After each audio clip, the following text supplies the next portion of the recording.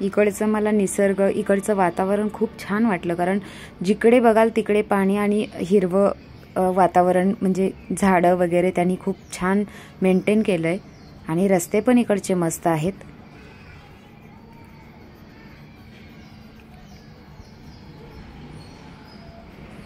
आणि इकडे मेन म्हणजे बेंगलोर हे बेंगलोरला पाण्याचं एक खूपच काय बोलतात, पाण्याचं वरदान ठरलेलं आहे. आणि काय बोलतात, तलावांसाठी खूप प्रसिद्ध आहे बेंगलोर. आता कोराडगिरीला आपल्याला जायचं आहे. श्रीच्या बाबांचं तिथल्या म्हणजे तिथल्या ज्यांच्याशी कॉन्टॅक्ट आहे त्यांच्याशी बोलून वगैरे बोलणं झालेलं आहे, कुठे उतरायचं काय किंवा काय. त्यामुळे मी काही ते फार सांगत नाही, ते त्यांचं त्यांना माहिती आहे. फक्त आपल्याला जायचं आहे, तिथे लवकर पोचायचं आहे. आणि कॉलेजवर जाऊन तिथे माहिती नाही ना, अजून पहिल्यांदाच जाणार आहे, तर राहायचं कुठे काय वगैरे ते पण बघावं लागणार आहे. किती लांब आहे कॉलेज माहीत नाही.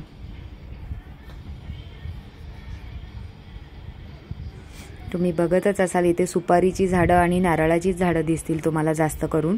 आणि मस्त व्ह्यू आहे, खूप मस्त वाटतंय आता सध्या तरी. पुढे अजून बघूच काय म्हणजे व्हिडिओ व्लॉग होतील का, तर मी शेअर करेनच. मला तर हे वातावरण खूप छान वाटलं. अगदी गावच्यासारखं, म्हणजे गावाकडे खेडेगावाकडे असतं तसं आहे, सिटी नाही आहे, पण तरी छान वाटतंय, मस्त वाटतंय. सिटी बेंगलोरमध्येच आतमध्येच काय असेल ते, कारण हे खेडेगाव असल्यासारखं आहे. ते कॉलेज किती अर्धा किलोमीटर आहे ना, अर्धा किलोमीटर. पुढे काय कॉलेजवर गेल्यानंतरच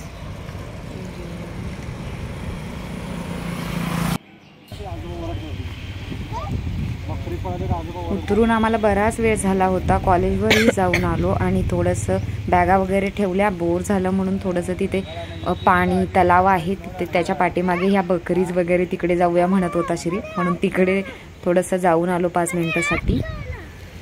आणि काय नाही स्पेशल असं काहीच नव्हतं इथे आज तरी, कारण आमचा पूर्ण दिवस ट्रॅव्हलिंग हे ते इकडे तिकडे गेला. तर हा व्लॉग इथेच आता एंड होईल.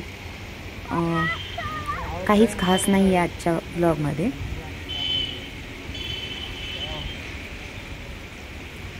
आता आम्ही हॉटेलच्या इथे आणि इथल्या लोकांची भाषाही कळत नाही. उतरून म्हणजे बराच वेळ झाला, कॉलेजवरती जाऊन आलो. हॉल तिकीट आणि आयडेंटिटी कार्ड वगैरे कलेक्ट करायचं होतं, ते काम झालं. आता आम्ही इथे बसलेलो आहे आणि आत्ता आम्हाला रिलॅक्स थोडासा वेळ भेटलाय. 6 वाजले असतील ना. मस्त व्ह्यू आहे, पाठीमागे पाण्याचा तलाव आहे छानसं, आणि इथे आम्ही मस्त एन्जॉय करतोय.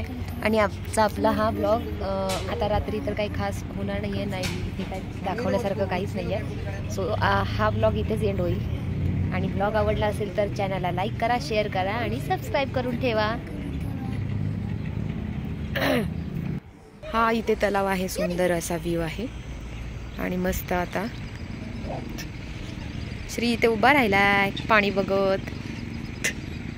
काय आवाज येतोय रे. छान. हो ओके. हाय.